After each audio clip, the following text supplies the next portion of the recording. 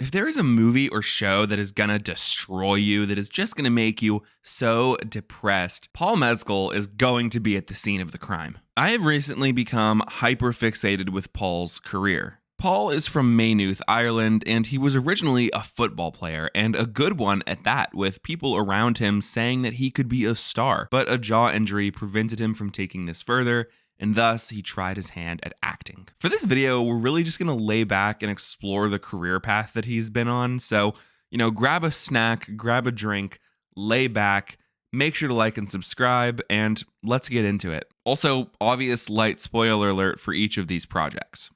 These aren't going to be full reviews. I'm going to avoid spoiling like major revelations and such, but of course, some details will be gone over. Paul's first project after leaving football was a small supporting role in the pilot of an Australian TV show called Bump, though really after that is when he would make waves. Paul rose to fame from playing Connell in the Hulu original series Normal People alongside Daisy Edgar Jones as Marianne. Normal People is a show about two young people who fall in love, and we follow them over their final year of high school through all of college as they go about their own lives and keep finding their way back to each other. Now, I know this isn't a movie, but this is Paul's breakout role. You couldn't do a Paul Mescal marathon without watching Normal People. I mean, that would be blasphemous. Funnily, this is the perfect role for Paul. He was a footballer in real life who ended up going down a more creative path. And in Normal People, Connell starts out as a football player, but eventually ends up taking a more creative path as a writer. And Paul is stellar in this show. He doesn't just deliver his lines. He's acting with his eyes and his body language in a way that is so fully developed. And on top of that, he had incredible chemistry with his co-star Daisy, who was just as good, if not even better, in this show. Daisy Edgar Jones has described Paul as one of her lifelong friends, so I really hope that we get the chance to see them act together again because this level of chemistry should not be reserved to one project. It's a heartbreaking show. It's an intimate show. I've personally watched it 4 times because I like making myself depressed, and every time I notice small details that add to Connell and Marianne's relationship. Like in high school, Paul has the Great Wave as a poster in his room. And in the first episode where they're in college, for just like half a second, you can see that Marianne has the Great Wave as her phone background. Like what a small, like who would notice that, bro? But I also noticed new things in their performances. The way that Paul and Daisy can convey so much with just the way that they look at each other is ridiculous. And to me, that is the hallmark of a truly great performance. It's one thing to be able to deliver lines. Every actor needs to be able to do that. But to take that even further, to use your entire body and face, every piece of you, to put yourself into a performance, that's acting. And Paul, who didn't grow up trying to be an actor, to break out like that with such talent, it's crazy. Whilst Normal People does have its fair share of high emotion and big moments, I think the true meat and potatoes of the show are these small, intimate moments where we see Connell and Marianne away from the world. We see their relationship develop in such a raw way.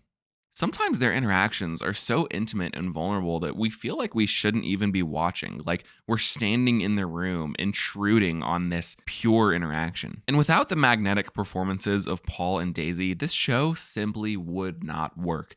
You need the magnetism of these actors. You couldn't just put in Bryce Dallas Howard and Aaron Taylor Johnson and get the same result. And that's crazy too, because Daisy is also a relatively green actor, though not as green as Paul. For his performance as Connell in Normal People, Paul won a BAFTA TV award and a nomination for a Primetime Emmy Award.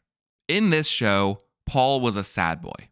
So if you're Paul or his agent, what do you do next? What's the move? Well, you star in a Phoebe Bridgers music video, of course. I mean, that's about as sad boy as it can get. But also, The Lost Daughter is a 2021 film starring Olivia Colman, Ed Harris, Dakota Johnson, and Paul Mescal, along with others. The story follows Olivia Colman's Leda, who, while on vacation in Italy, suddenly becomes obsessed with a young mother played by Dakota Johnson. Dakota Johnson plays Nina, and through Nina, Leda is able to reflect on her own past as a mother. Paul Mescal isn't in this one too much, but he is there a bit. He plays Will, who is an employee at the beach house. He is fine in this, though it's really just not his movie. I just felt like I should include it in the Paul Mescal marathon because the vibes of like sad, coping and stuff are still really through in this movie. I took this movie to be about motherhood in a very raw way, and obviously I'm not a woman, I'm not a mother, but just it's very clear throughout. Like, she's reflecting on her past as a mother and kind of the mistakes she's made.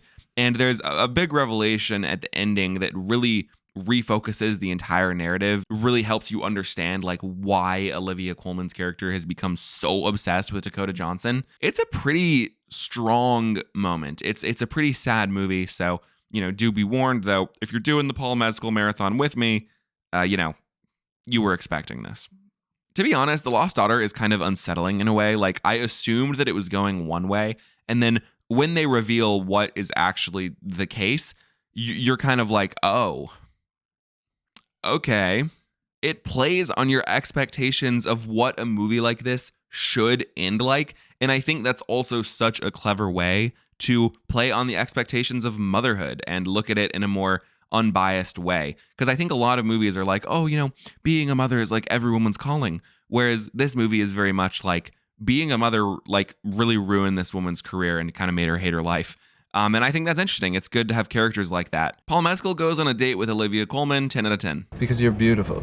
Go guys, Malfoy. Back to Ireland for Paul, who plays Brian in God's Creatures.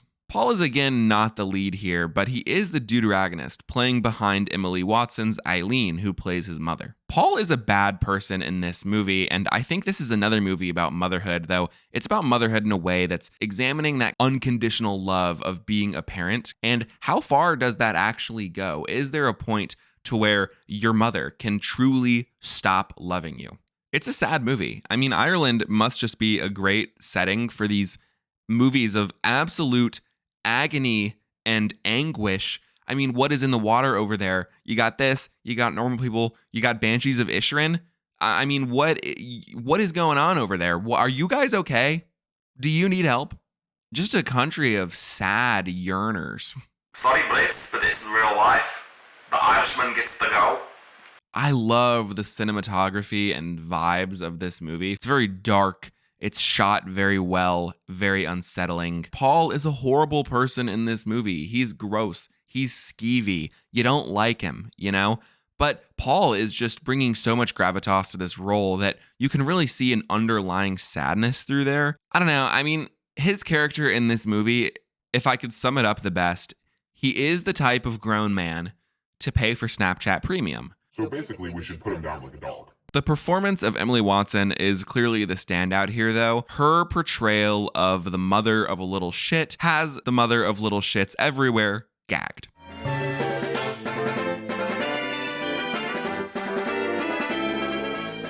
Aftersun is a 2022 film starring Paul Mescal as Callum alongside Frankie Corio as his daughter Sophie. It is a look into a vacation that he took her on as a kid. Aftersun is a heartbreaker, and Paul is equally as heartbreaking in it. Callum is just not great at communicating. He wears a heavy burden, and that rings very similar to his performance as Connell from Normal People. And similarly to that, to really understand the character of Callum, you have to be paying attention to those small moments of body language and how the cinematography uses his position with Sophie to tell that story. You will piece together that Callum is feeling isolated, feeling depressed. Sophie is looking back on these memories now as an adult and is seeing that side of her father that she wasn't able to see as a kid. Paul is yet again amazing, and so is Frankie Corio. And for a movie that rests so heavily on the interactions between a father and a daughter, with how hit or miss child actors can be, Frankie Corio knocked it out of the park. I mean, she is wonderful in this film. Paul and Frankie formed a super cute bond working on this movie. I mean, just look at this video. I have a surprise for you. Hey. Oh, let me get it full size. Hey Frankie, it's Olivia. I heard it was today, and so I wanted to come. Ready, set. There it is. I hope you have the best day ever. I hope you eat lots of cake and open lots of presents. And I hope I get to meet you real soon. Hope this one's Oh my god. There you go. Good for you. Do you know who she is, Lorenzo? No. Who is she? It's Olivia Rodrigo. Who's We're on always Disney singing her Channel? songs. Who is she? Come with you. Where are you going? Look at your face. Look at your face. For his performance as Callum in After Sun, Paul received Best Actor at the British Academy Scotland Awards and was nominated for Best Actor at the Oscars. Also, shameless plug, but I do bite-sized movie analysis and more funny videos on my TikTok, Hippo Primed. That is Dr. House, but go check that out. I actually had also done a video on After Sun over there.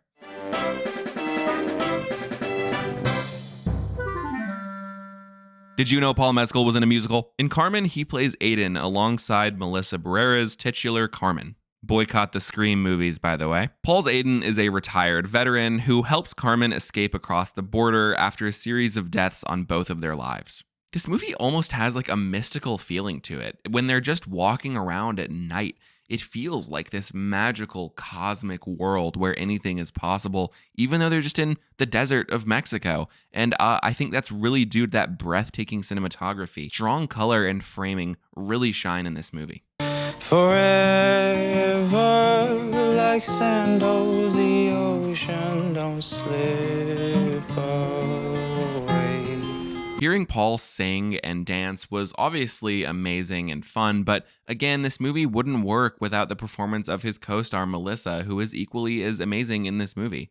Melissa obviously has that musical experience from In the Heights, and she does not slow down here. Standout moment is Paul singing, and of course, when Paul shoots a guy point blank in the head. I will say at some point, Paul's American accent is a little bit shaky. Hopefully he can iron that out for future roles, but other than that, he's very good. Take the next right! Pablo. Yo. Me entiendo español. Overall, Carmen is a tragic tale, but it's an exciting and fun one all the same, and it is right at home in the Paul Mescal Marathon.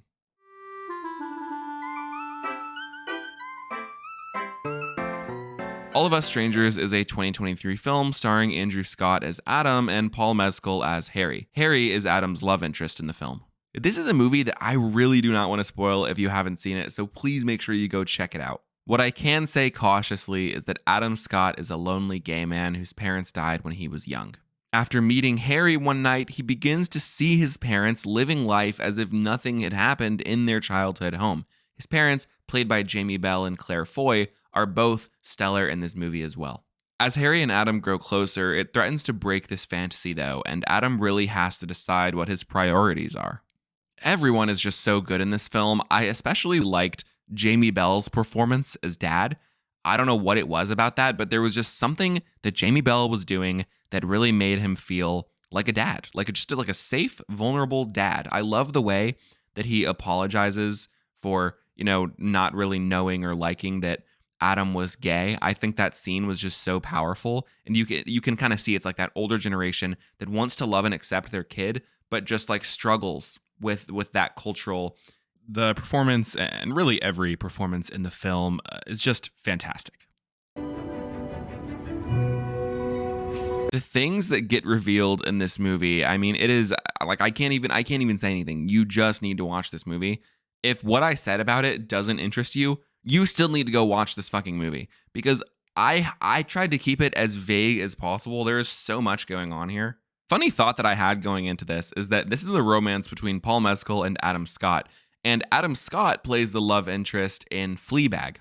I always felt that Fleabag held like a similar niche to Normal People, where it was like a modern coming-of-age romance, and they took the men from those shows. My point is, we need a fantasy romance movie with Daisy Edgar Jones and Phoebe Waller-Bridge. That would make $1 billion at the box office, I think.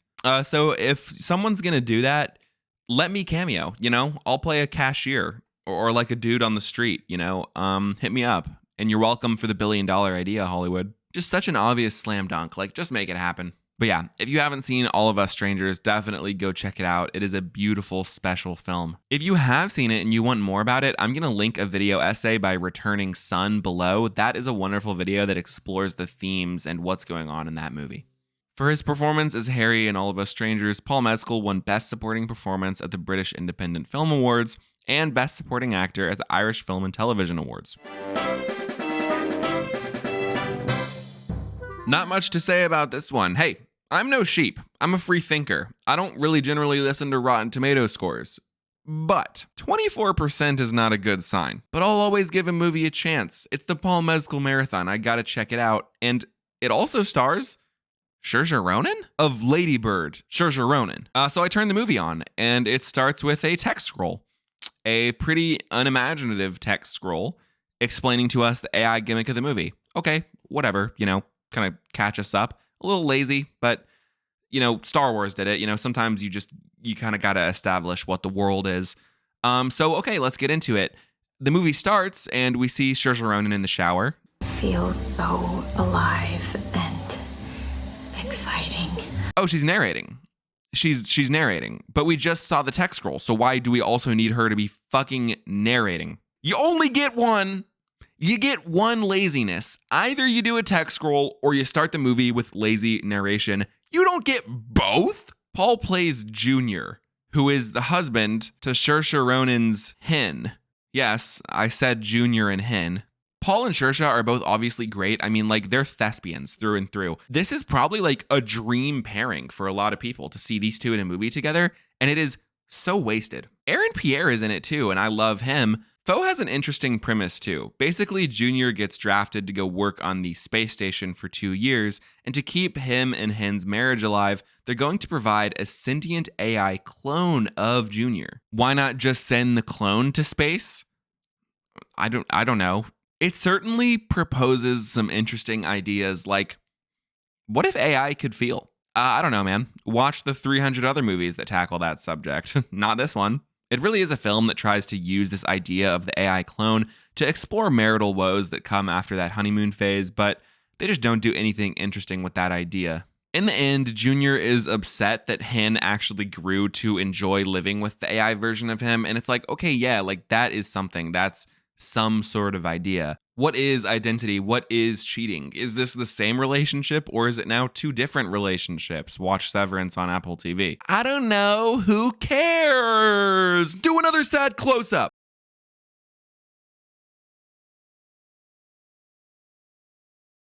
Lots of potential, none lived up. It sucks to see Garth Davis fall off so hard because I really liked his 2016 film Lion, and he just has made nothing good since then. I'm not going to pick it apart too much. Paul and Saoirse are trying their best. This movie just really is not that great. It's kind of boring. Nothing happens. And honestly, this might be the first one you should skip in the Paul Mescal Marathon. So we finally get to Gladiator 2, the Hollywood blockbuster headlined by Paul Mescal. Also, just have to say, 2024 blockbuster Gladiator 2, 2020 Normal People, starring alongside Daisy Edgar Jones. Who else starred in a big blockbuster for the first time in 2024? Just saying. Paul Mescal? Pedro Pascal?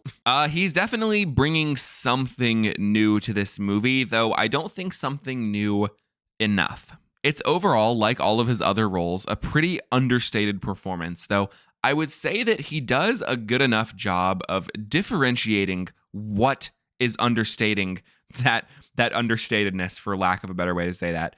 I think that a lot of his performances are understated, but they're understated by sadness, whereas I really think his role in Gladiator 2, he does a good job of portraying it as underlined by rage. He is good in this, but I really do think this is on the weaker side of his performances, and I mean, he's overshadowed by Denzel, but that's not really saying much considering everybody is. A lot of people didn't really like Paul Mescal in this role, and while I can certainly see why, it did still work for me.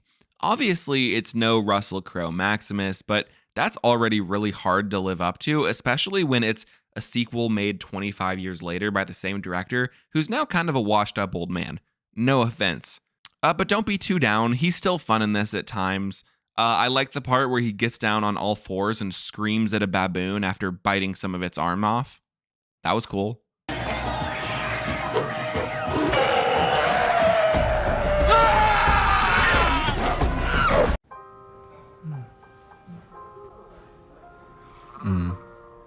better not awaken anything in me. Paul is so good at dynamics with other actors, from Frankie Corio to Melissa Barrera to Andrew Scott to Daisy Edgar Jones. He is a man of chemistry. This might make no sense at all, but I swear it makes sense. Paul Mescal will never steal the show, but at the same time, he's always stealing the show. He never overshadows other performances in his projects, but he adds to them and draws on them in a way that is so unique. And honestly, that might be why he wasn't working for some people in Gladiator, because he doesn't really have a foil that he's drawing off of that really drives up the conflict of Gladiator. Like, you could argue that that's Denzel, but I just don't see it.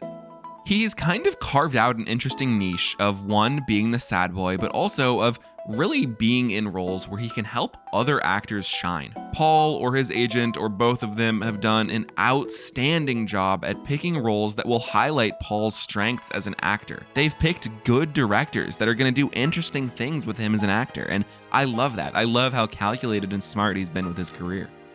His path is a great example of how true talent plus being a social media darling can hyperspeed a career.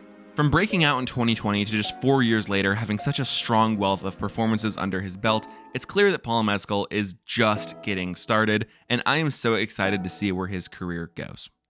Thank you so much for watching. I'm going to be making this a series, so I'm going to do Daisy Edgar Jones next because that just seems like the smartest way to do it. Definitely comment if that's something that interests you, or let me know another actor you'd maybe like me to marathon. Also, let me know which of these projects is your favorite. For me, it's hard to choose between After Sun, All of Us Strangers, and Normal People, but those are definitely the top 3. I think it's gotta be Normal People, though. Other than that, make sure to like and subscribe. Hippo out.